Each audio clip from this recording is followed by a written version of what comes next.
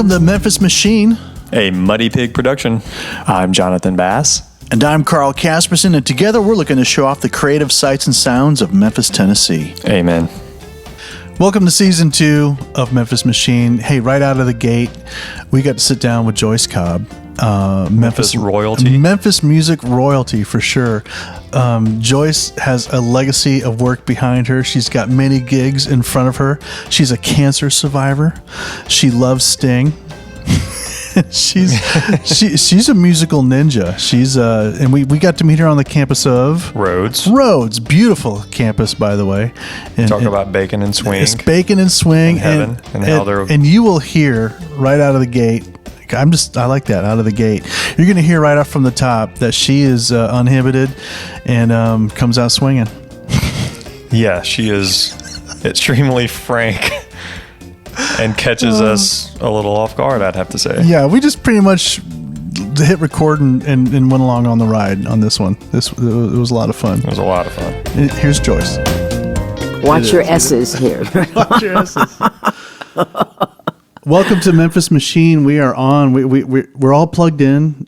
All the levels. I've got some coffee and a bagel. Thank you, Jonathan, and a lovely and beautiful guest today. Joyce Cobb is joining us. Well, thank you for inviting me. It's such an honor and a privilege to be part of the circle of 2018 hip. You are hip. My goodness, thank you. I'm trying to keep up, man. Oh, it's getting hard, though, I tell you. We were talking before we started the hard disk spinning here on this laptop, and I wish we had covered a lot, recorded that, but it seems like we always start with a little bit of biography, which yes. But you do that very well. There's some great videos of you up on YouTube talking about your history, and we were talking about that a little bit. The connection of your family to St. Louis, your history here in Memphis, and Nashville, yeah, all of it. So when you think of your coming up, where does your mind go to now? Goes to Okmulgee at the beginning. I was very fortunate to be born in a family that really encouraged education. My grandmother was one of the first students at Jubilee. Jubilee Hall was the only building at Fisk University. She pretty much left my mom with the grandparents so that she could get a teacher's certificate. It was important to survive at that in those years, which was 1940s. Yeah. I was born in 45. I'm 73 at this time. But my grandmother was a music teacher, and she taught Indians, which meant that they had certain periods to be in school, then they had to be out of school to work the fields, and this was in Okmulgee, Oklahoma. But she was a piano teacher, and she also played in her church, Methodist Episcopal.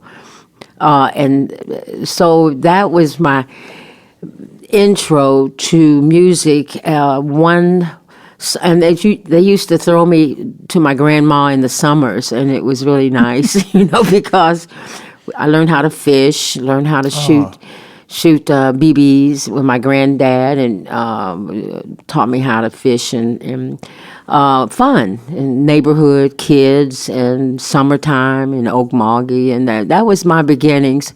Very happy childhood, and the first time I performed in front of people was in my grandmother's church.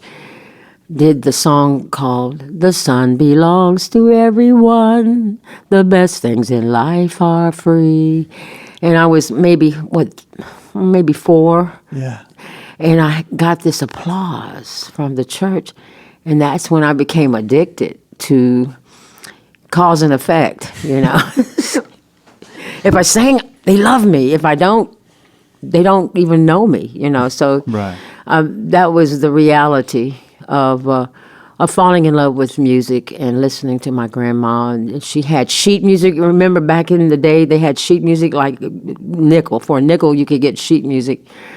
I still have her sheet music. Oh, my goodness. I kept them, So that was the beginning. Okmulgee, Oklahoma, 1945. I was born. My dad was in the military. He was not present at my birth, but after the war, he came back and he wanted to pursue his education. Yeah. So he immediately got into Ohio State University. We were the first African Americans to live on campus. That was quite a challenge, but I'm thinking it paid off. I kind of ran the neighborhood with the kids. My best friend was Bobby Burkhaller, and he was a white boy. We ran the neighborhood, and I don't know if I could say this, but Sure, you can. absolutely.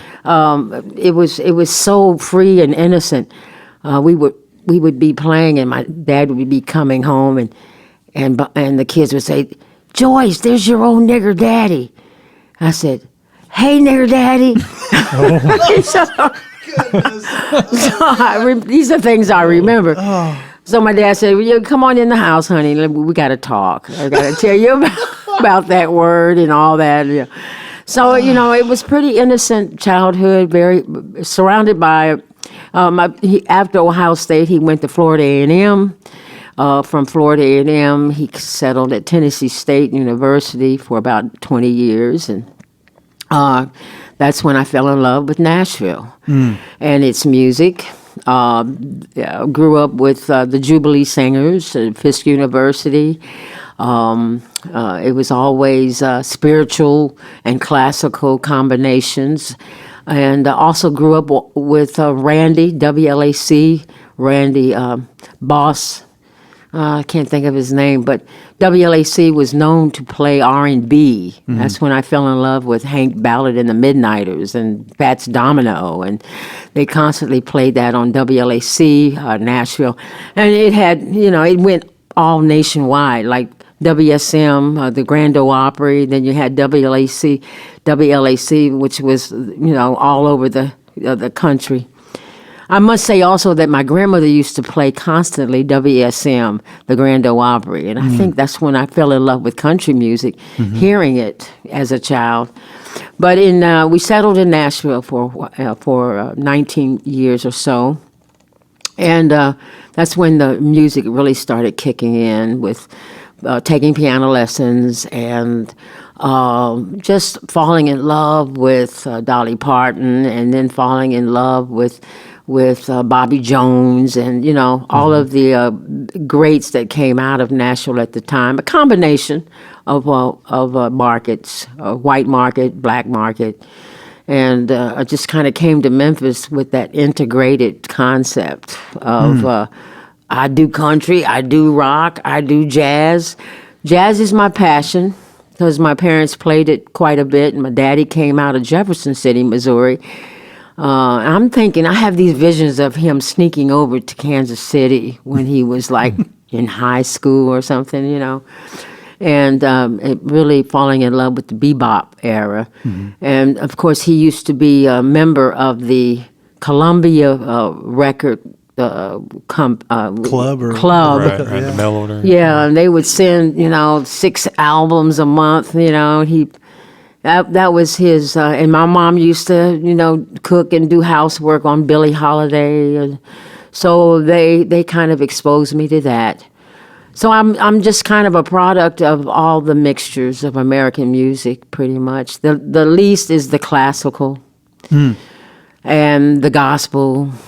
But as far as jazz and rock and roll, I grew up on Elvis. I had all his 45s at that time. It didn't even matter what color he was. Right. He was just had those sexy lips, and and he had soul. He had gospel roots, and I could feel it, and I could. So I didn't even know what he looked like. I just had his records, and I grew up with a family that accepted all music. And their philosophy is be whatever you want to be, just be good and be your best. And so we didn't have the pressure. The only pressure we had is finish get your BA at least. Yeah. If you want to go from there, okay, but... Now, speaking of that wasn't in music, right? That was in social welfare? Well, that, Is that what they I kind call of it? blame I kind of blame my high school counselor for that. Oh, yeah? And I was telling you about it. My one of my coulda, woulda, shoulda moments in life is that I should have stayed with music. I was taking piano lessons in Nashville consistently, and I was getting pretty far in it, and I should have continued that in college and majored in music.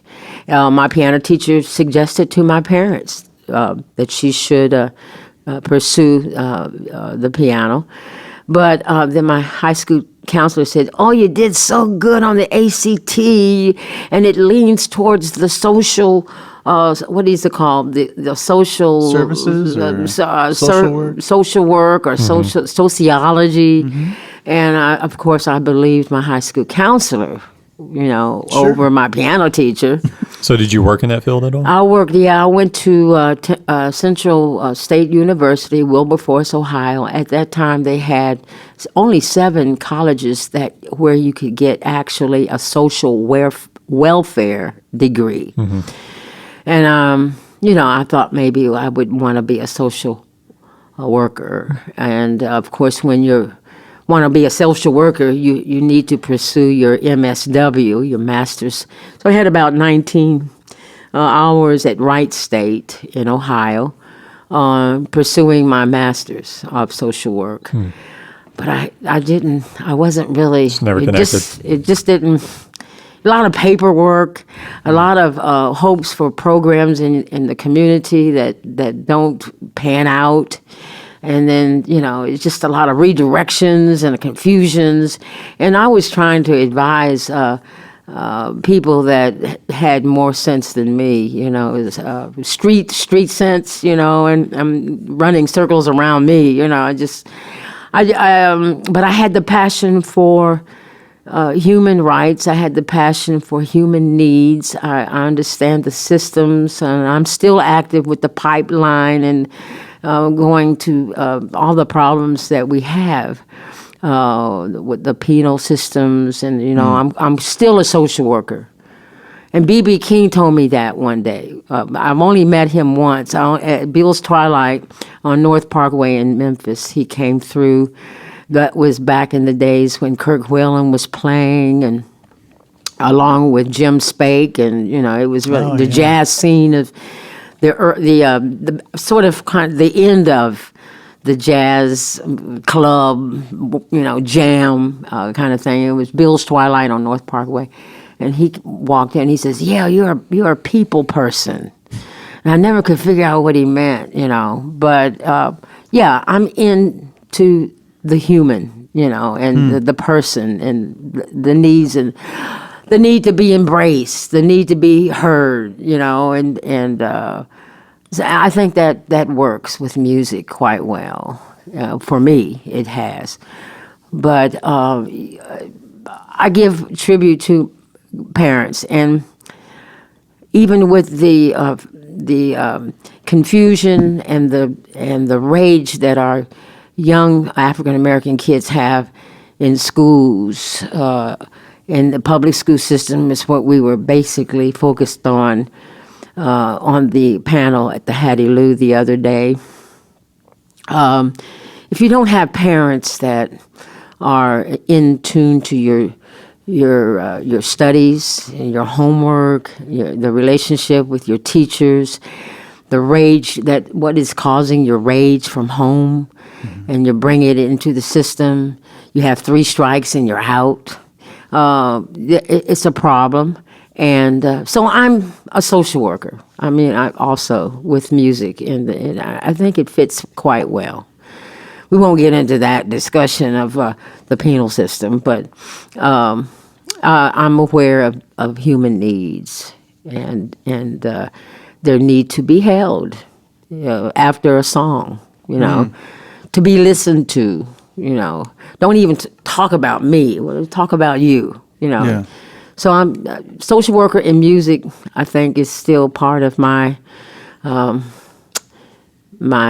genetics. My teachers. My mom was a teacher. She started a dance program. They were both in physical education and health. And she went to public school in Nashville and started dance. And of course, it was unheard of with guys dancing. Now you see it everywhere in the videos, but Right. back in the 50s, it was like embarrassing for a male student to get on stage and dance, and the audiences would laugh at them. The kids would laugh, and but she was always enforcing dance for males and females, and I'm quite proud of her because when they moved to Mankato from Nashville, she started a dance company. And it became where you can now get your master's in dance at Mankato State. It's now called Mankato. It's called the University of Minnesota Mankato. Mankato.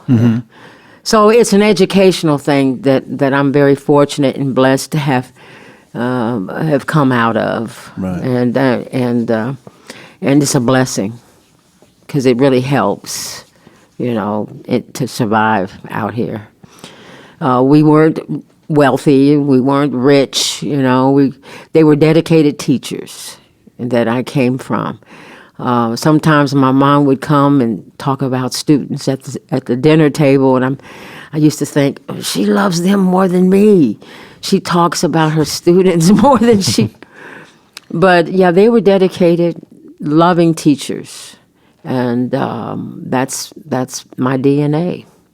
That's amazing. I mean, so reflecting on growing up in this environment that promoted human flourishing, Yeah. human dignity. Yeah.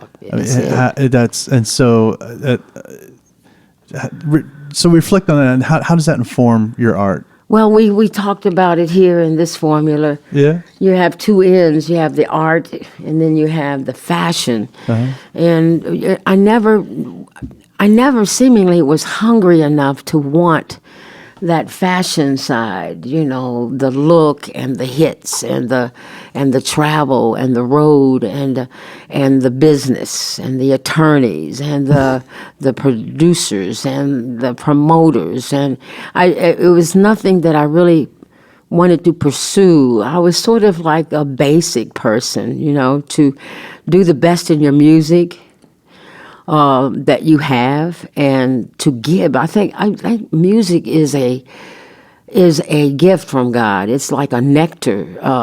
Everyone doesn't have it. You don't. The art of music. It makes people happy. It makes people sad. It makes people remember. I work with the creative aging here in Memphis. And I see how music makes a difference with Alzheimer and with people that can't move their bodies. They're in wheelchairs. And you sing a song and you see a movement of their foot. And so I consider it a gift from God, and I treat it as is by being basic and just it's not about money. Mm-hmm. If you can maintain your music to survive, pay your bills, maintain your home, a roof, food on the table, that's enough. I just don't. I've never been attracted to the glitter of the business or the business. The business is what I know least of. Mm-hmm. It's like, you should ask for more money. I said, well, somebody else needs to do that for me, right? If I'm saying I'm worth $5,000 for one night and they say, are you kidding? Then my feelings get hurt, So somebody else needs to, at least make, $5 for me, Right. But it's... Money and music it never made sense to me. It's just giving of yourself with your art. I was listening. That's hard to imagine, isn't it? But what I hear you saying is that music, there's enough intrinsic beauty in music. Yeah. that music unto itself is beautiful, Yes. and worthwhile, Yes. and valuable, Yes. and it's nice to make money, right? Well, yeah, but you know. I remember seeing some interviews as a kid of some artists that it was even a jazz artist, and he mentioned when he was starting out, it was about the girls, and I always thought, well, yeah, girls are cool, but and when you meet someone, an artist, and come to find out that the art really is just off in the corner, and it's really about them achieving other things, Popularity or whatever it is, Yes. and it kind of makes you feel a little sad of like, well, don't you enjoy what you're doing anymore? Yeah. And you spoke in this a couple interviews I watched. You impress upon your students that passion is important. Yes, absolutely. So what informs your passion? We touched on that a little bit, but if you want to like what and why is that so No, important? it may be just the art of music and how it stimulates the human is probably enough, but there is also a selfishness in that. If you remember back in the church when I did my first song, and I got that applause. You're always seeking that feeding. It's Right. like, if they don't call me back, I'm waiting for my compliments. There's an ego there. Now, don't get me wrong. And even the angel in heaven had that ego. If you remember, I've never read it in the Bible, but it was a story about an angel who was over the music, in the choir, and he thought he was getting to be a little bit better than God, and so God cast him down into the underground, and he became Lucifer. So, but yeah, you have to keep your ego intact. Also, and you have to woodshed, and you have to learn material, and you have to read your audience. It's work, but it's so much fun. Right. To make a difference in a person or an audience. The other night, if you don't get a standing ovation or you don't get an encore back, and it's kind of like, I just failed. I failed to. So you always want that feedback, and I think that is the fuel also, the passion for the music. But if you put it out in front of the universe, you want that feeding of there's a feeding of the ego that is more important than money, Right. really. The acceptance. You ever heard, what was that movie? They love me. They really love me. What was it? It's like, Sally Field. yeah, The acceptance right. speech. So there's a method to the madness. Yeah. And there's madness to the method. So I just, you do it for yourself and your passion. If you don't have passion for anything, if you don't have passion for athletics, why play football, Right. basketball? I've got a nephew who pushes his boys in basketball, and he's in the back of his head. He says, well, maybe they'll get a scholarship, like Sure. push. And I'm seeing these kids, they really don't have the passion, but they want to please dad, and that kind of thing. And I'm saying, well, you might be raising monsters, they come out hating you, but maybe not. I mean, it's just what you want to instill in your kids. And I'm just happy that I had parents that said, you can be a janitor, just be the best, be good, be good at it. So yeah, passion is number one. Without the passion, then you're going to be miserable with the dues that you have to pay. Paid plenty dues, road dues, highway dues, losing a band dues, failing on a performance dues, not getting called back dues, not being hired dues. You're constantly asking, why me? Why not me? You have to pretty much have a strong character for your passion in anything. Right. And a conviction and commitment and longevity. You have to take care of yourself so that you can live long enough to maybe get eventually a record deal. It's like you just, it's everything. It's your whole existence. So without the passion, you might end up pretty miserable being in something that you're not really passionate about. Well, speaking of paying dues and everything, if we could maybe talk about Nashville and start of your recording career and everything. Well, and then kind of work our way to Memphis. Well, it was a transition there, right? It got me here. Actually, Right. I was going to be. I had a producer. His name was Earl Richards, and he did a couple of country demos on me. He was handling me at that time in Nashville, and we cut a couple of country demos. And he sent it to Jim Stewart in Stax, because at that time Jim was considering a subsidiary label of Stax for country label. And it was me and O.B. McClinton, I think, that he had signed up to do country. I was going to be the Charlene Pride.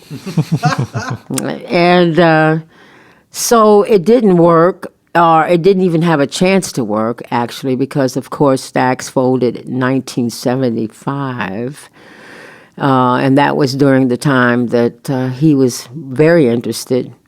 In Nashville, I also opened Opryland, 1972, and Dixieland Band. That we kind of like floated around the whole park, strutting like the New Orleans, strolling.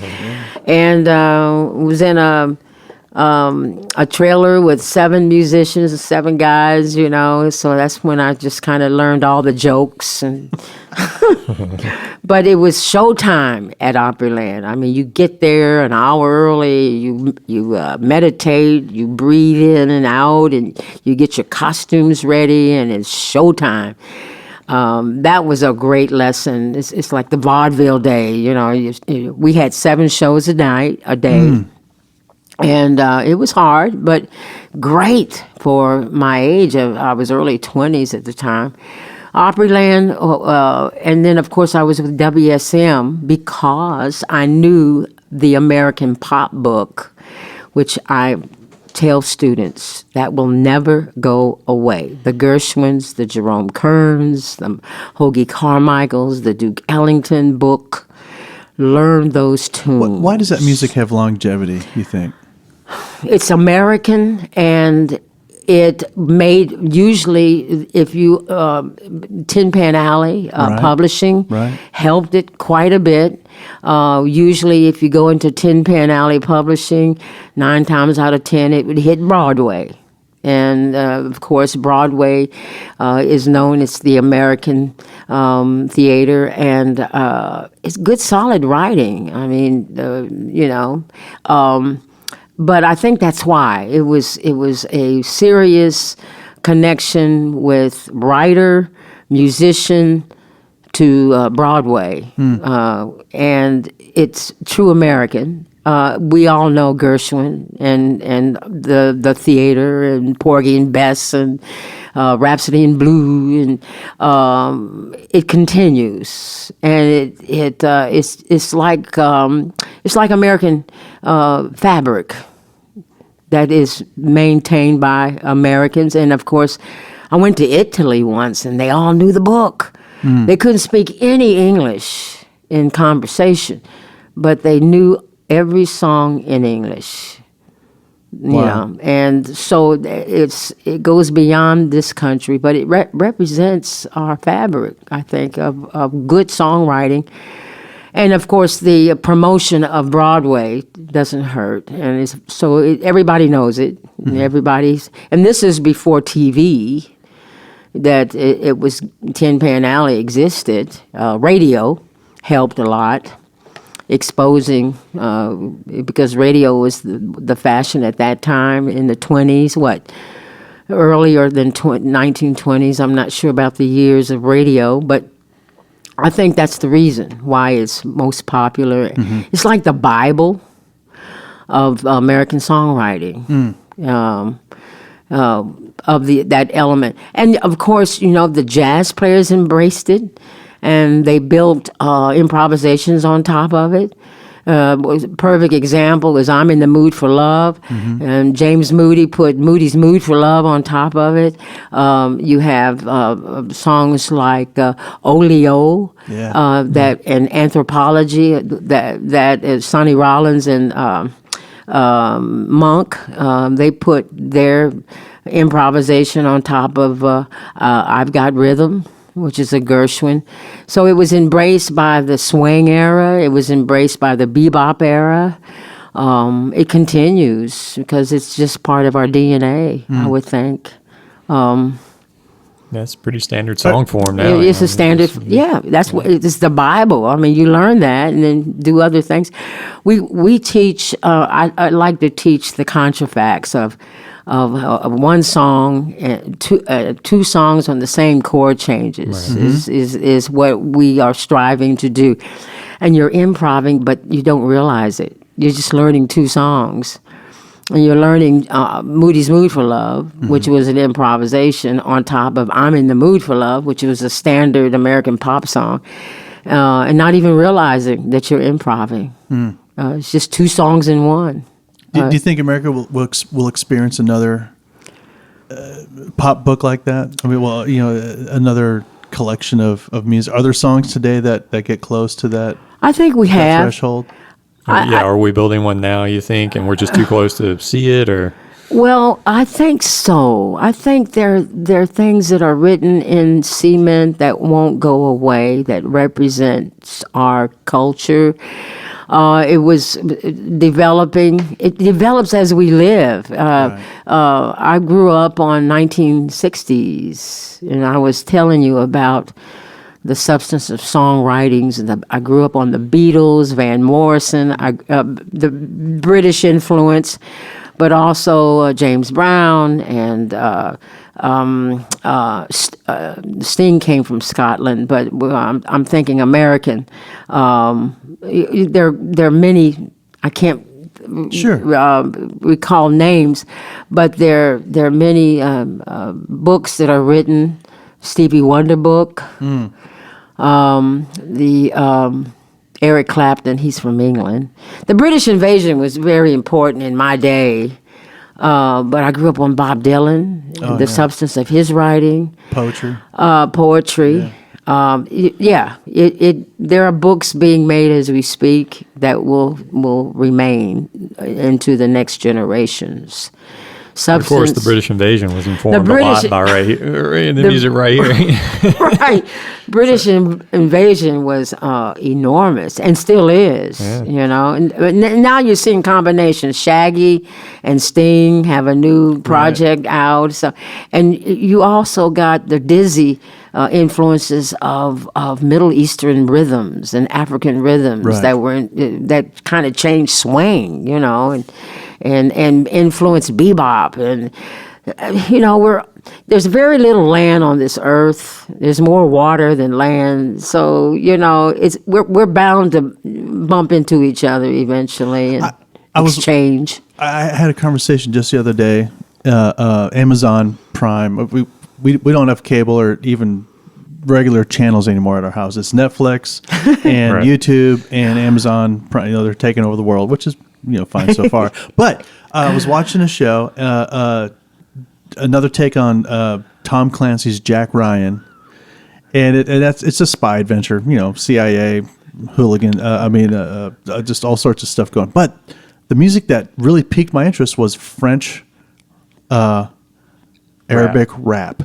Right. Wow. So here's this American art form transplanted. It's amazing. And just to hear the French language and their rhythm and their cadence. Yes. I have no idea what's being said, but it really grabbed a hold of me. I had to go to Spotify, and I just typed in French rap, and I had a whole afternoon of just their take of how they distill the concept of beats. Yes, all of it. It's amazing. It's amazing of our American music and how it influences the universe. We are the young country. We're the teenagers of a country, of a culture. We've had one hellacious history, within 300 years, if you think about it. I was a slave a couple of years ago, and here I am, a president of the country that enslaved me.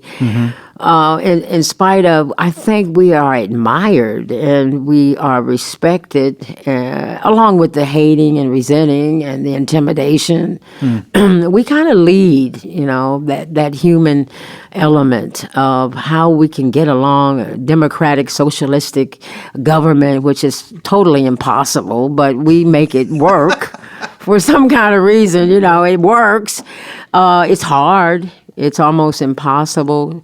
But the British invasion was based on the American influences. I mean, Rolling Stones named their group after a blues legend from Mississippi. The blues influences is part of the causation of the British influence. And they brought it back to us. There's this saying that we don't really embrace our music until it's embraced by other countries. And then we say, oh, we're great. We're influencing all this world that's around us. The same reason they knew the American pop book at Jazz Centro, and where was it? It was in Torino. It's a whole school where they're teaching kids the American pop book, and they're improving and jazzing it up. I go there and I'm saying, "Wow, this is incredible. How did it get to your ears? How did it get to your educational level of teaching?" So I think we lead. I think we lead the music of the world, and the rap. I've heard it. I've heard it in all countries, and I'm saying, well, it's really not difficult to understand. It's rhythm and it's rhyme. Right. That's nothing new, but when it starts talking about our living situations and it's our music, like we talked about Dizzy Gillespie saying, "Well, man, we're going to get away from the swing." We're going to do something that they can't get, and that bebop improvisation kicked in. I kind of compare it with the rap. It's like, man, we can't compete with the rock and roll and the pop, and so we're going to do a music, we're going to express ourselves on our experience in the ghettos, in the urban, our problems, and make it rhythm and rhyme. And that was sort of the birth of rap, But everybody has a ghetto, Everybody has a down experience. So it becomes the world, We start it, we invent it, we put it out, it's embraced. And it continues, I think. We are still the inventors of music that impresses the world. I think that will never end. Do you think about what makes a good song, or do you just let your intuition inform you of what? Man, sometimes the mechanics of it. What do you think? Songwriting, I just admire it so much. But I'm the kind of person, if I can't write a song in at least like 30 minutes, I'm through with it. But I know that it doesn't get too far with that. It's a study. Nashville really takes it seriously. I mean, if you need a co-writer, you can call up a number and they can provide you a co-writer, because you will need a co-writer to tell your story. It's all about telling that story in 3 minutes, narrative form of writing. One night I wrote a song called Coffee and Cream, and I'm lucky to have an engineer next door. And next day, let's put it down. I get on the piano, I do the bass line. It's sort of like a sadistic, masochistic song. It's like, I know it's not going to sell me. Oh, who knows? It might. But it's the groove, and it didn't make much sense. It was kind of like, you treat me bad, but I love it, and not treat me bad, but you stab me, but I feel all right, and then you grab me until you're light, and it's like a yo-yo thing. You go through pain and pleasure kind of song. Right. But it was the groove. So the writing, I admire Dylan, and I admire the writers here in Memphis quite a bit. I grew up on Keith Sykes, and I grew up on all of the Stax writers, and I admire that. Boy and girl. I kind of try to say, let's write more of situations that are happening in our society now, as opposed to boy and girl relationships. And Okay. I love him, he loves me. I find that a lot in our music now. It's all about the relationships between girl and boy kind of thing, especially in the kind of rap. Sexual connotations are very popular now in all the music. So, I think writing is important, but I really admire the writers that can write universal. I mean, a song that will be infinite. A lot of Dylan songs apply to today, and they were written 40 years ago. Right. Sort of like anthems of sanity, yeah.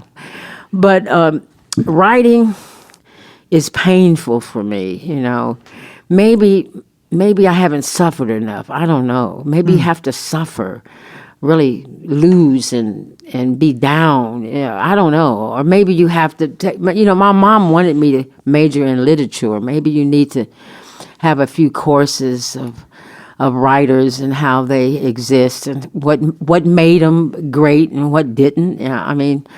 I think when you touch that human soul, that's when you can be a great writer, But then I think about the Abbey Road, the Beatles, and everything on that. You want to do, you want to perform. Because of the melodic and the rhythm and I just think that if you throw enough songs against the wall, maybe a couple will stick. Right. And it can be about anything, actually. I hear sounds now, more sounds than I hear lyric. I mean, I just kind of repetitive lines that are continuing. Dance, where there's dance, there's music. And I'm thinking, make it danceable, and maybe there's more emphasis on that than there is on maybe substance at times. But they're great writers. I mean, Sting is one of my favorite writers of today. If I Lose My Faith, he has substance. Stevie Wonder has substance. I have my favorite writers of today, but for me, I've been doing cover, for so long, and I do have a catalog of original material. I started at Shoe Production with Wayne Crook. Embraced me and told me to take that guitar off the wall and start writing, and I was over at Shoe for maybe 8-10 years writing, and I have all of that under my belt. And you play with the band from there, right? Yeah. What was it? The Hot Hot Fun Fun band? came out of Shoe. Right. It was the Shoe band for all the recordings over there. And then we were in the studio for like 5-6 years, and then we came out and started booking, and people going, "Where y'all from? God, you're great!" But all of that started in studio. So when is this, by the way? This had to be 80s. Yeah. Latter 70s, early 80s. When I first really came to Memphis, Wayne Crook came to me and said, "Come on over and write songs with us." And That's when Dave Smith was brought in, Gene Nunez, Lanny McMillan, Steve Potts. They had the best players of the time. It was a hot kicking band, and they embraced my jazz book too, and Lanny McMillan on sax, he was very into it all, and still is. I've had experiences with Herman Green when I first came to Memphis. See, this is what really attracted me to Memphis. It was during the time when you had bring your own bottle in the clubs. And you always got the dosage of blues and jazz in these clubs that wouldn't close until 3 and 4 in the morning. And there were people here that showed me around, and that's where I said, I didn't get that in Nashville. I got Opryland, Right. WSM. But like I said, that python around your neck with the barcades, that was my first. My first initial loving of Memphis was in Nashville at a party. I was sitting between two speakers, and I heard Hot Buttered Soul. And I said, where is this coming from? This sound, this production. They said, Memphis. I said, oh my God. And so when I had the opportunity of coming to Memphis because of Jim Stewart's deal with Stax, I came.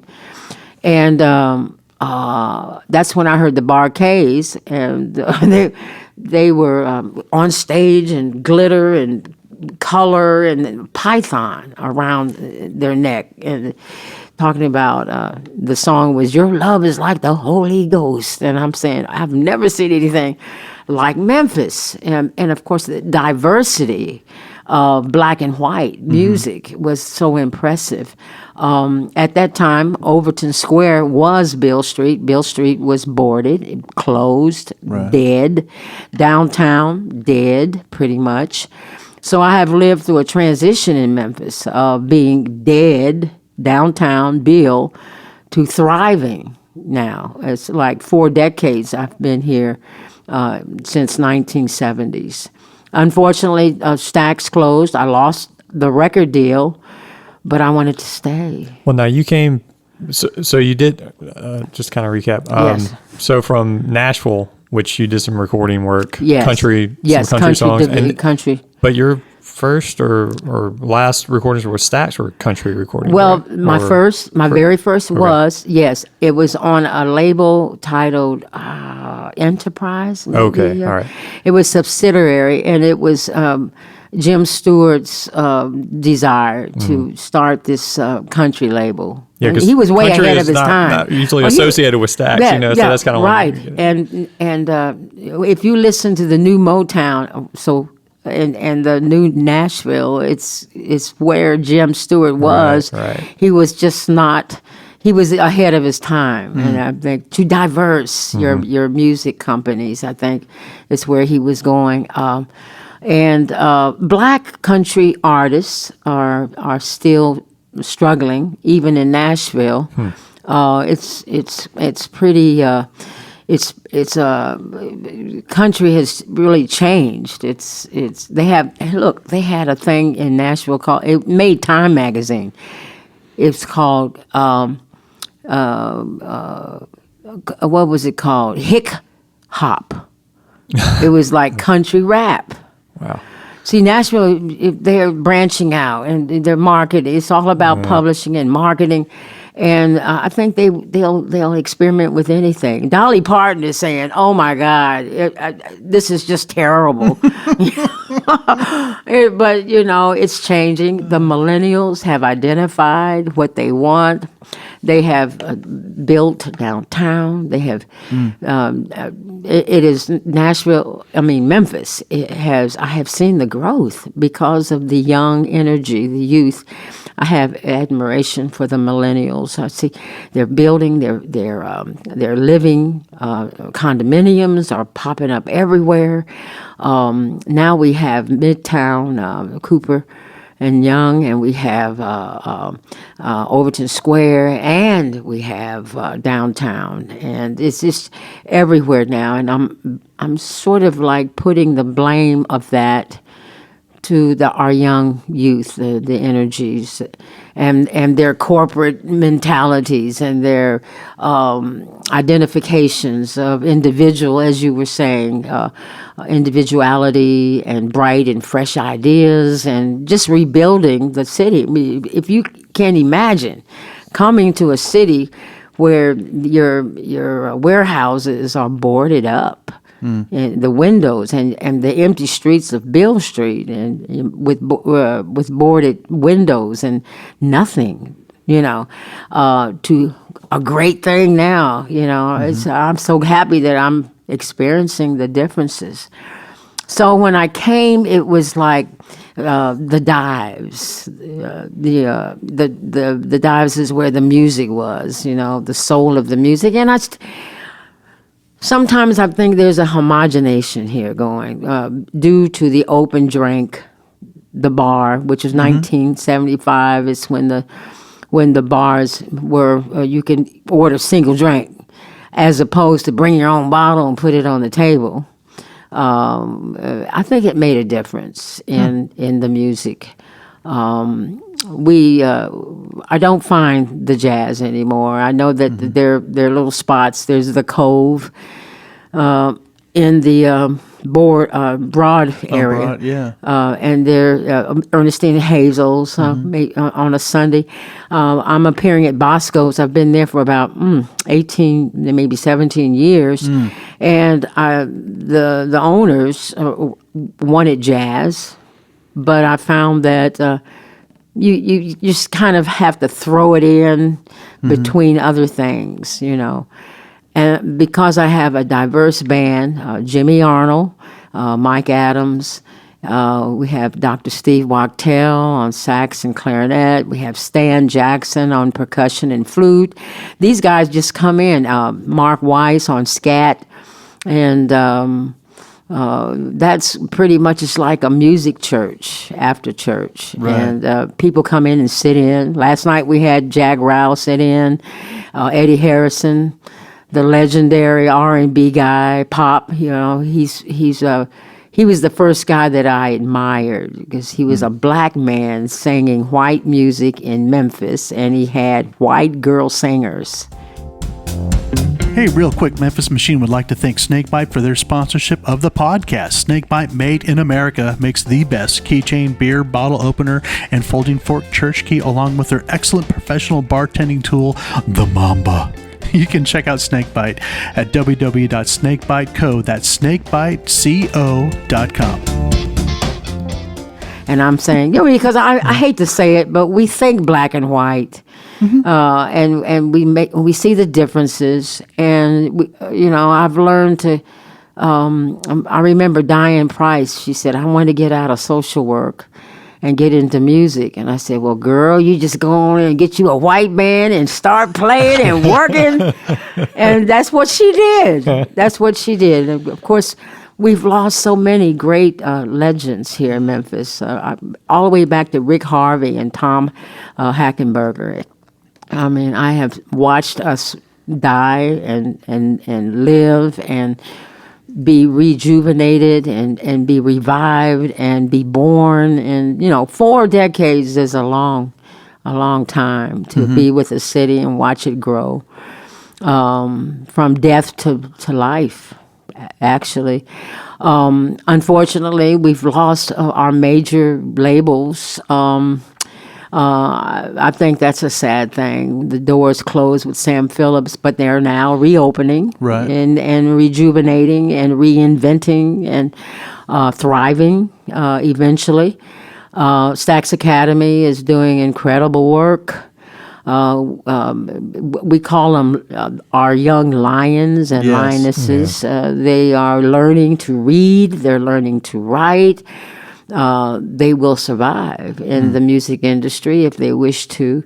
I just did a concert with Rhodes College with the young students and doing swing and doing contemporary pop and doing You guys and were at the reading. Shell too, right? Yeah, that was at the Shell, and I saw the Young Academy of Stax also playing swing, playing oleo. Man, come on. And I know a guy that was a part of Stack's teaching, and he kind of branched out on his own. Steve Lee, he's handling kids from the 8th grade through the 12th after school program. They spend 6 hours on Saturday. Now, where can you find a kid that wants to do music 6 hours on Saturday? But he's making a difference, and this city will survive due to our nurturing the young. And that's so important. And I was so proud every time I see it. Every time I see these young kids, the drum is bigger than they are. And they're up there playing, man, and they're reading, and I'm just saying, oh, there's hope in the music industry. I think that Memphis has always seemingly been a place to nurture our musicians. And I think of the jazz people like Mulgrew Miller, we talked about, George Coleman, James Williams, they all came, Alberta Hunter, they all came from Memphis, but they didn't stay. They were nurtured here, and then they left and became legends. Right. So, what do you with your students and with the kids that we're talking about coming up in music today? Yes. Yeah. What do you tell your students about working in music? Yeah. Well, I'm noticing a change. In our younger, what do you call the younger than millenniums? I need to Google that. They're college kids. They're college kids, and they're looking at. I still claim Generation X myself. I can't keep up. But they're looking at the economics of music. They're looking into music law. They're looking into music business. Promotion, publishing, other formats than performance. I think it's because performance is such a hard road. It's unless you marry your producer, and even if you do that, it's still hard because you have to keep up and you have to sell. It's all about selling. I went to William Morris when I was in Nashville because I thought I was like a hot item, and I said, I would like for you to, work with me and help book me. And they sat me down at a table like this, and they said, well, okay, how many seats can you sell? And I'm saying, I have to sell seats? I thought it was about music. It's no, it's about selling. How many tickets can you bring in? Can you pack the FedEx? Can you fill up the Orpheum? Then that is priority. So I think students are seeing that. Mm-hmm. They're seeing the chances of performance and success is pretty much like NBA, NFL. 1 out of 1,000 might make the NBA. Whatever. And they're getting smarter, and they're more practical. And they're thinking about their future. They work corporate. They're into corporate, and outside of performance, I'm noticing that now today. And they're also very serious into their commercial music, which is pop music, as opposed to jazz. It's kind of like, I don't want to talk about jazz. Don't even mention it. Improvisation? Oh, no. How am I going to make our living on that? And I go home and I say, you have a point, because basically, remember Carl Allison from Kansas City? She's a great contemporary jazz vocalist who improvs. Tierney Sutton, all the contemporaries, they have to work in Europe to make a living. It's just not a sale in American music. We created, but we We put it somewhere else. So improvisation necessarily is not required now. The curriculum leans more toward commercial music as opposed to jazz.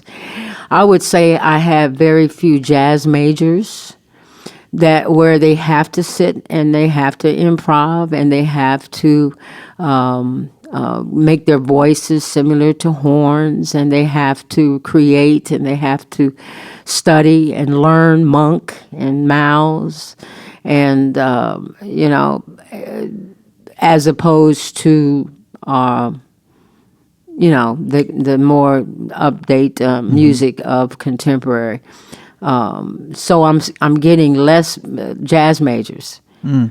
And more commercial music majors that want to go into these other sections of music industry, which makes sense. I mean, everybody can't be Lady Gaga and Beyonce, and and the reality is you've got to play the game, and it's more selling seats than it is maybe music. If you get hookups and you've got the look, you've got to have the look now. I realized, I was in that transition when your voice was more important than your look. But now, look is very important. Right. So all of those things, I think, have changed the focus of the music and our young people. Now, if you want to sit down in woodshed and learn to read your music, you have a great future. Reading your music and diverse your music. Be able to play monk, but also be able to play Sting, and also be able to play Muddy Waters, and you have to play it all. You have to read it. You have to notate. You might have a bright future in the music industry. But as a performer, marry your producer, and make sure he's a Sony producer. Then you'll get far. That's great. Oh gosh. Yeah, and I kind of agree with them on that. It's harder now. It's visual, and so nobody cared how Aretha Franklin looked. When she was making all those hits, man, it wasn't important really. But now you have to dance, you have to sing, you have to act, you have to do it all for the package to sell the seats. Yeah. What do you think? Maybe you disagree on that. I don't know. Yeah. I mean, obviously, like when a large artist comes to town and incorporates everything you just mentioned, a dance, they have choreography, they have multi-million-dollar light and PA. I mean, it's a circus. I mean, I mean that in a positive. I mean, right. but it's multi-component, huge technological effort, and precision in the performance, and like I said, in their dance. It's a spectacle. But why shouldn't it be? It's right? visual. Yeah. We want to be visual. Tremendous visual. And all this. I'm sorry. I know, but we touched on this before. Can you convince? How is it that you convince someone from an early age that music is just unto itself valuable and enjoyable? Like I still remember in high school getting together with some buds, sitting down and listening to a CD or a record. Like, right. Who does that? Well, take them to a John Prine concert. Oh my goodness! Oh man. So the songwriter still survives and is basically the winner. You don't need visual and lights and effects. Right. With a real serious writer, you just sit down at a piano and Billy Joel, Elton John, Ray Charles, John Legend.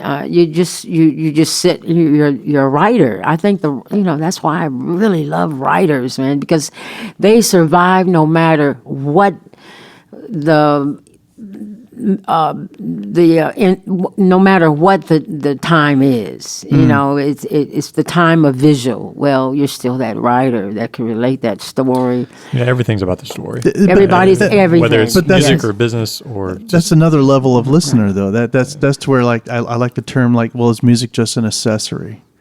Yeah. Right. Like, or are you looking to have music actually speak, like you said, to your soul? Right. You mentioned in an interview turning your chemo sessions into a. I mean, how my profound God. and beautiful is that? I mean, that Music. that's taking music to a different Right. place, right? Well, here's the deal. The reality that you have pancreatic cancer and your doctor comes in and you've got a great doctor. I was very fortunate to hook up with a doctor who started the West Clinic in Memphis. I mean, he was one of the founders. And he comes in, he holds your hand, and he cries with you. I'm saying, like, what's going on? Well, you have a cancer that pretty much predicts, a not such a longevity of life. And the doctors are real with you, and you sit down and you say, oh my gosh. He says, now, God, he's a godly man, and that's a good thing. He says, God and chemo, we can try to get rid of this thing. And so while I was in chemo, Hank Sable, who is a wonderful musician, plays banjo and ukulele and mandolin and violin. He's part of the group at Bosco's. He started coming at all of my chemo sessions, and we started singing our songs and entertaining everyone else that was in the room having chemo sessions. How healing that was. See, once again, we go back to the healing, the sweet nectar from heaven music. It heals. It makes you leave with hope. And as of today, I'm going on 4 years of remission. And it's an education because I learn. I have a CT scan every 4 months. He wanted 3 months. I said, please make it 4 months, because it's a shot of radiation, and they look inside your body and see if it's coming back, and then the causations of cancer. How did I get this? I mean, I can't think of anyone in my family who really has it. But then I start thinking about my great aunts who had ovarian cancer. My second cousin had ovarian cancer. Could it be DNA? Could it be environment? Could it be what I'm eating? Could it be what I'm drinking? I think that's the downer of any disease is how did I get it? Why me? What am I doing wrong? What should I do right? And it's kind of confusing, alkylate foods and drink as opposed to acidic. And what do I eat in the day? Don't eat a banana. No, do eat a banana. Right. Just back and forth to how do I live long, man? That's all I want to do. I just want to live long. I had a grandmother who lived at 92. My mom lived at 95. My father's side, they lived maybe 80s, 70s. So it may be genetic, it may be environmental, it may be all of the above. And, you just live your life every day. Music heals and keeps me going. It really does. But the reality, and then you see like Aretha Franklin, who died of pancreatic. And the first thing they want you to do is consider surgery, So the surgeon, who's about 35 years old, he comes in and he draws what the surgery involves. Well, we have to go. We have to take out a third of your stomach to get to the pancreas and remove the tumor. And then we have to redirect your digestive system so you can be And I said, never mind. That's the reality. everyone will have that moment where you have to decide on your decision of your life, and it's not your kids, it's not your family members or your friends' influences. You're going to be faced with that decision. Do I want surgery? Is it going to maintain my life, and how long, as opposed to not having surgery and maintaining my life and living long? So it's a God thing, man. Yeah. You know, however you identify your God, and there are many definitions of an individual's God. Well, it's also maybe what my doctor said. It's chemo and it's God. You know, not necessarily in that order, and I appreciate that. But you try. It's very hard in Memphis to eat right. You've got fried pickles, fried chicken, fried mushrooms and pork. Now, but I've got this thing about fried. You know, there's a fish place now that has fried clams. Man, are they good? But, and Bosco's, they have fried artichokes. Oh, my God, to die for. I mean, Yes. give me a break. And then you go home and eat apple and banana. Oh, but an apple might not be good. But, if you read on this thing, it really confuses you.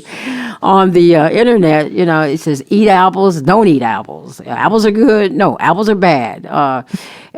So I try to go organic. You have to seek it out sometimes in various grocery stores.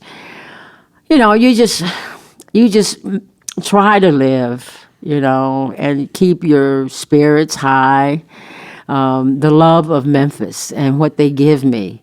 When I was diagnosed, oh my God, I never realized how much I was loved here in Memphis with my music.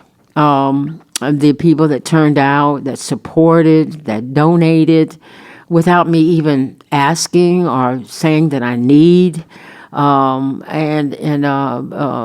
did that heal. I mean, it made me say, I better live, or they're going to be really mad, And then I went through this period where, well, they donated all this stuff. Do you think they might get mad because I'm living? I'm surviving. I mean, what do I do? Do I die? Do I live? But yeah, it's really a challenge in your life, and don't know how, what. There's a saying, and I go out and I preach this. Pancreatic cancer has risen among the African American women in this area. And this is quoted from reliable doctors. And possibly it might be a reason of obesity, diabetes, and pancreatitis. And I had 2 out of the 3. Oh, wow. But when I say that to my doctor, he just kind of, whatever, and walks out, because he's a medical scientist. And but he says, that it's very possible. But if we can avoid the sugar and all of the things that make us, gain weight and exercise, that's the thing that I need to work on more, is working out daily, a walk, join the gym, lift weights, whatever. You just get to that mode of I want to live. So whatever it takes to make me want to live, keep me living, is your back of your head all the time. In the meantime, you enjoy fried chicken maybe once a week. Maybe twice. I don't know. Who's fried chicken? Maybe it'll come back. Who cares? Who's fried chicken are you a fan of? Without advertising? Well, we had a Nashville chain come invade us recently. I have Gus's around the corner from my home. Well, that's the best, they say. That's the best in town. Well, Crumpy's. Crumpy's is good. I've heard of Crumpy's. And anything that makes the bag greasy is the best. But it's the way I had my family coming in from Minnesota. I've never lived in Minnesota, but I have family there as we talked, and they said, "Oh my God, I've gained 20 pounds. I've only been here 3 days. All this fried food, and it's so good. You just, it's just here to do and to be and enjoy." And it's really hard to be vegetables and fruit and organic. I mean, it's really a drag. Yes. You look forward to a great meal. Give me something. Broccoli? Are you kidding? Oh my God. I mean, I like broccoli, but, give me a break.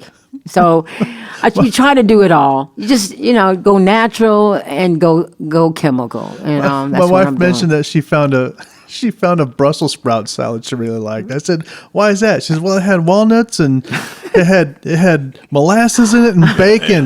Yum. I said, "That's not what a way to dress up the Brussels sprouts." That's Right, great. absolutely. And bacon. Oh my God, I cannot resist. Now I can resist barbecue ribs. I can go without that. I really Okay. can. I do have a favorite because of the sauce. But bacon, man, I can't resist bacon. I just can't resist I'm right there bacon. with you on that. Yeah, I just like plain. I don't like it mixed. Make bacon salad is good. I like that mixed with tomato and lettuce and whatever you want in it. But just a strip of bacon is just irresistible. Yeah, this is going to get spiritual, but we've been touching on spirituality all day anyway. But Mm-hmm. there's in Revelation it talks about, and I quote this all the time because the first time I heard it quoted, it blew my mind. But in the new heavens and the new earth, the kings bring in their glory into the city of God. It says, Yes. and you think like, well, what are they taking into the city of God? There's no more need for police. You don't need military. You don't need doctors anymore. They're taking in food and music. Yeah. And they're taking Check it in, out. right? I mean, so I'm thinking like everything that we're touching on Check it out. goes on forever. So I'll meet you in the afterlife. Hey, with some good with the With high some levels. bacon and some with some swing. high, Bacon and swing, high baby. level food and high level swing. Bacon and Yes. swing. Goodness. Yeah. And so why are you so you just exude encouragement and hope? So what because you've touched on things that are heavy and can bring you down and can be despairing. Yeah. So why are you not weighed down? I mean, I'm sure Well- obviously these things you think about and you address, but why are you so hopeful?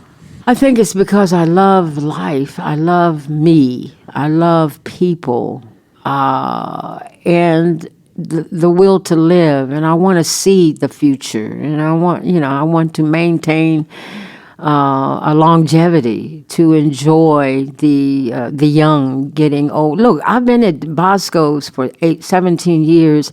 Kids that were like 4 are now in college, if you think about it. Mm-hmm. And it's just amazing. I love life, and I don't really know what's after life, and it's kind of scary. I grew up Roman Catholic. Girls' school, Catholic. I was Miss Sweetheart in an all-girls school. I think that says a lot. But I was taught by the nuns and the priest. I understand the afterlife. Sometimes it's not quite visually. I just can't visualize the clouds and the angels and the wings and, the spiritual infinite life that's after the rotting of the body in the ground. And that transition, you see your mom, she's there and then she's not. And where is she? And her body is stiff and it's, and you say, well, where is she now? Well, maybe she's within me. And maybe when they said that the spirit is infinite, it means that it lives within the living. Mm-hmm. So you maintain the spirit of your mom, your dad, or whomever you have known in your life that has impressed you to teach you. And so that's what keeps me going, is the fear of dying. Oh, Actually, let's get down to it, really. pretty The fear natural, of dying. a healthy fear. I guess it's a healthy. It's not incapacitating you. No. I want to live because I don't want to die. But also, I enjoy life, and I'm grateful that God has given me a place where there is broccoli and there is options to eat pig. I mean, and I can diverse my music and just inspire others with music and just give them what I've lived through and sing. Look, at the Levitt Shell, we had 2 students from Rhodes, and they came on stage and they.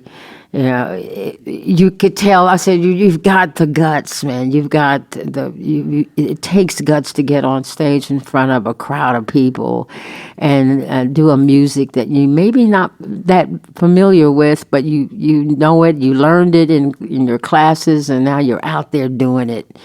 And man, that just elevated me to see that in the student jazz band and also jazz vocalists, and I was so proud. Those are the things that make you live. Your family, your children, to see them grow. A lot of people want to live just to see their kids grow, to experience their weddings and their celebrations. There are reasons. Everybody has their reasons to want to hold on to life, but I think basically my passion is that people and to touch and embrace human and to understand and to experiment and to experience. It's just overwhelming of the phases that I've gone through in my life. I can't even remember them, but they made me to where I am now. It's a blessing to have life. When your mom and dad conceived you and you were born and you came out right, that's really an accomplishment on all 3 of you, and you respect that and you maintain it and you take care of it. And I believe in the afterlife, but sometimes I think I can remember before I was born. And it was a constellation, though. It was like I was out in the darkness with the stars and the elements of, and maybe we're elements of stars. We're elements of.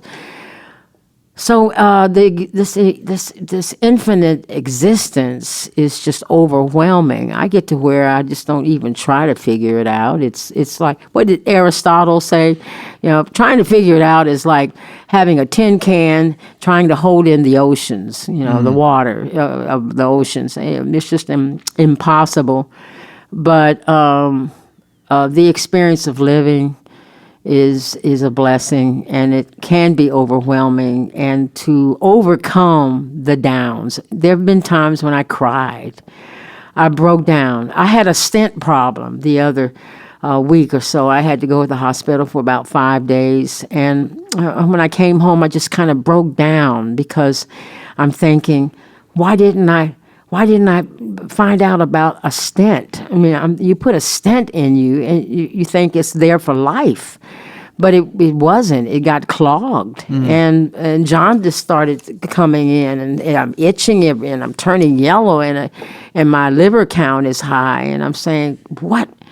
I mean, I thought everything was right, Right. and suddenly, so I just took all my clothes off one day and just cried, just like naked, just down. That was the down moments, and they were down. The reality of having cancer. There are moments where you're down, but you live to teach others. That you'll have downs, but if you want to live, man, you got to snap out of it and keep going.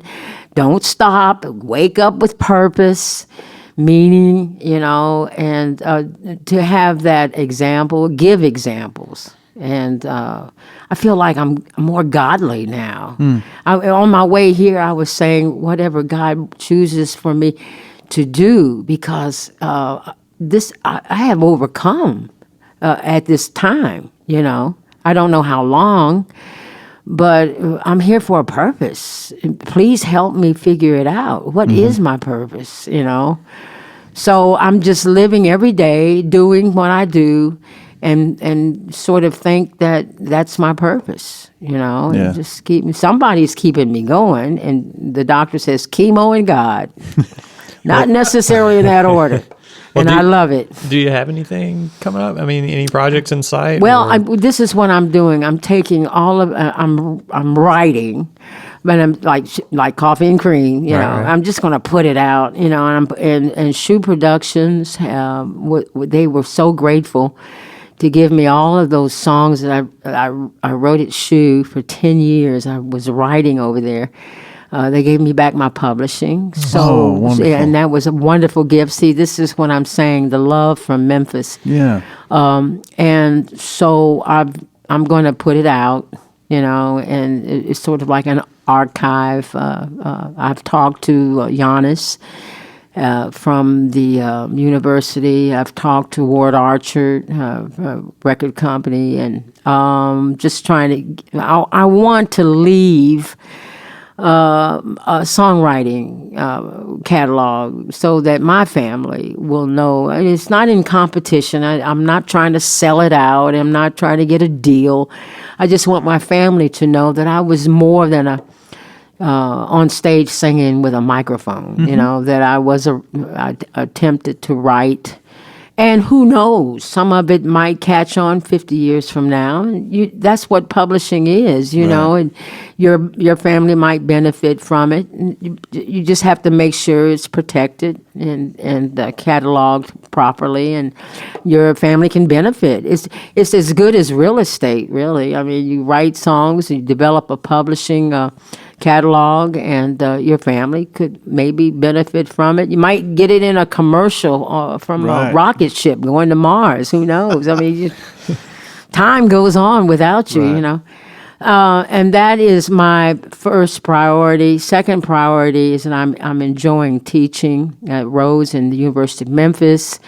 Adjunct status, it's okay. It's like wheels that can come in and they can go out, and that's a good thing. Traveling, somewhat, I'm trying to, I have things that are coming up where air flights will be necessary, and I'm just trying to avoid stress. I think stress has a lot to do with illnesses and diseases.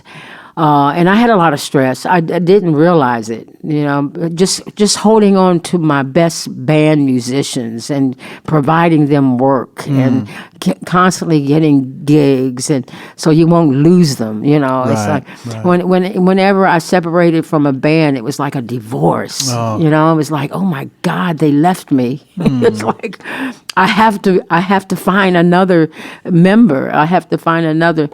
That can understand my diversity, that has to be able and willing and wanting to play what I like to do, that has worked for me. So there's a lot of stress that you don't realize. I had a lot of stress on Beale Street, because of the hours.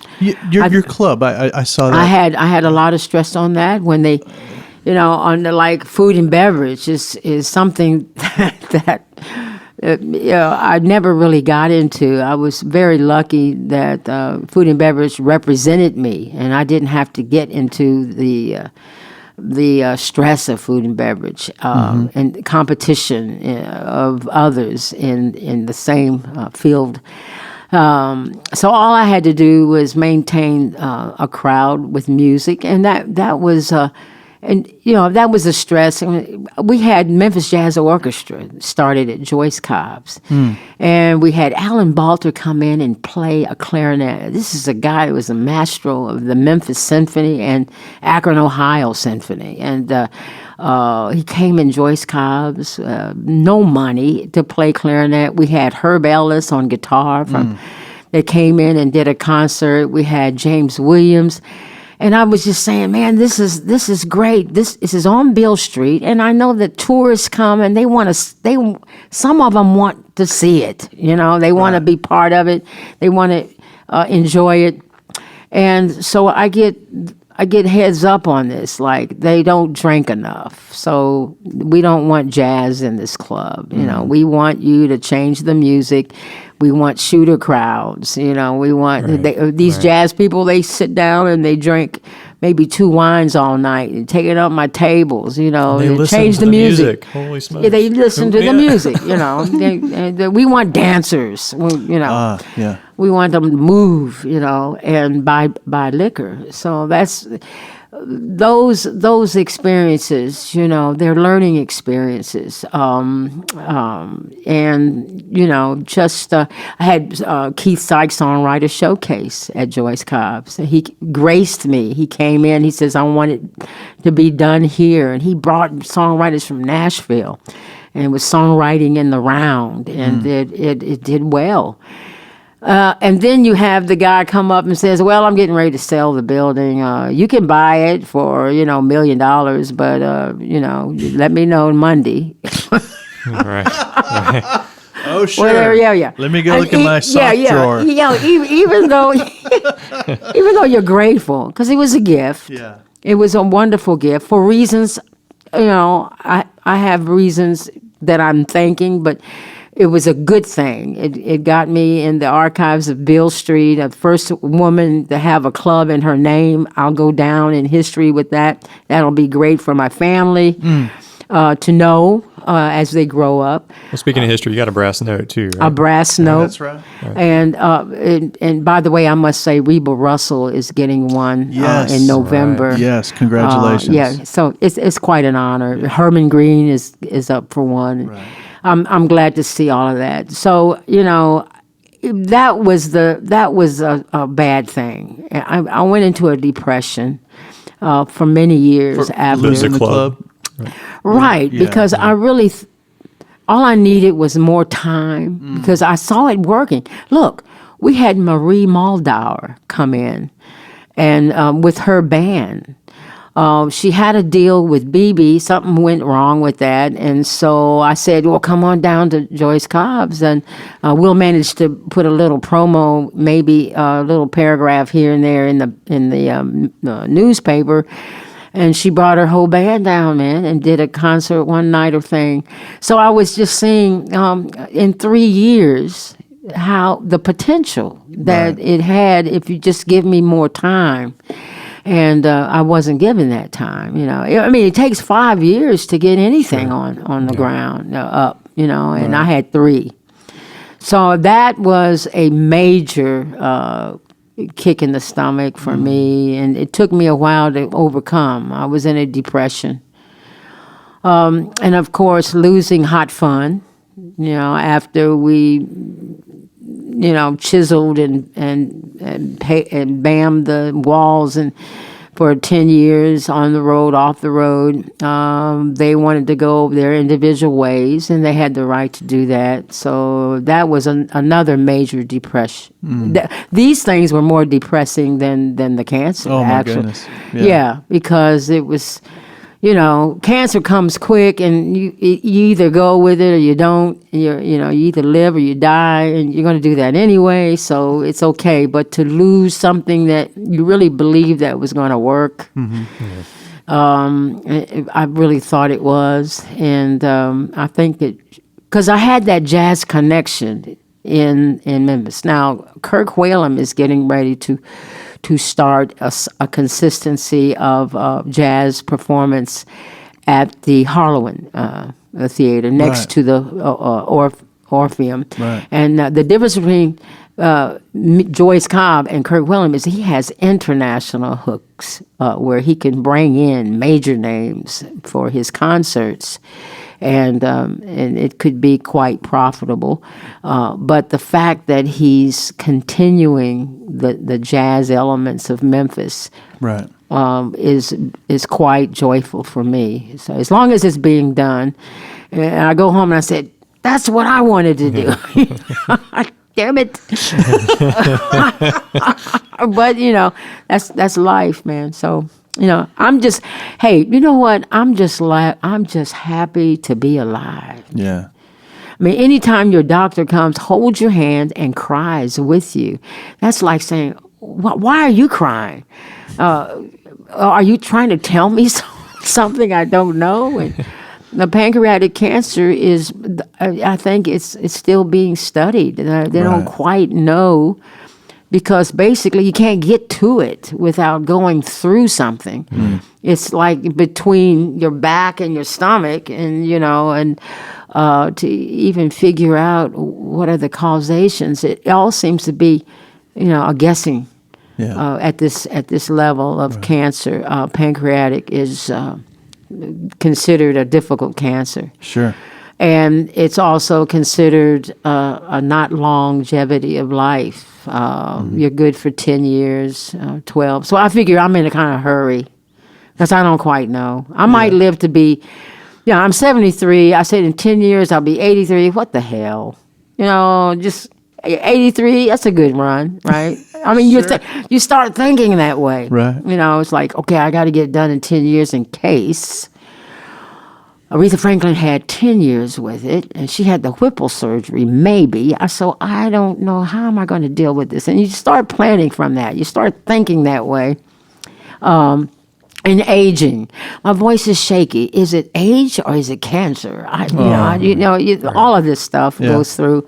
But I wake up every morning. I have love in my life. I'm loved. By the way, when you go in the hospital, make sure there's somebody there that loves you. It's just like to watch what's going on, because it's such a popular place. It's a lot of people in hospitals, and sometimes they need your help to keep up with things, that are happening to you. So that's another advice that I would say.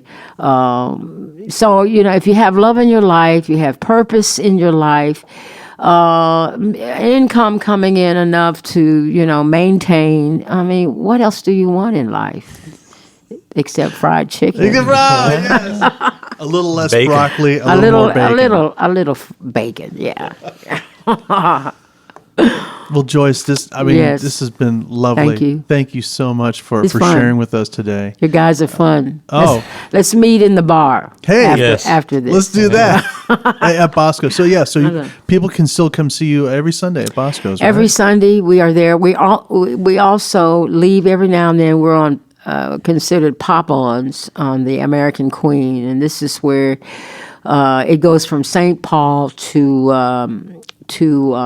New Orleans, and it stops in Nashville, Memphis. It depends your package, but we meet people from all over the world on that River cruise steamboat. Yeah, and it's wonderful. Fantastic, a beautiful theater, and I call it the Peabody on the water. Oh wow! Music, the impeccable.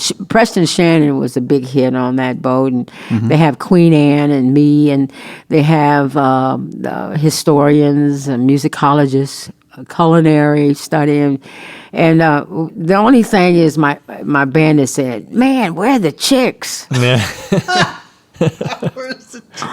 Everybody on there is married, and. And of age, it's kind of a market for senior citizens, but they are really hungry for the Southern studies of Civil War and the food we eat and the music, and so we're very fortunate to be pop-ons. We pop on. The hardest part of the job is meeting the boat, and sometimes it's in New Madrid, and we have to go to New Madrid to get on, and it takes us back to Memphis. Sometimes we have to go to Greenville, get on it, and it brings us back to Memphis. Vicksburg, it brings us back to Memphis. So we're considered like pop-ons. We pop on and do maybe one night, 2 shows one night, and then pop off. Wow. And that makes everybody happy. They can do their other jobs.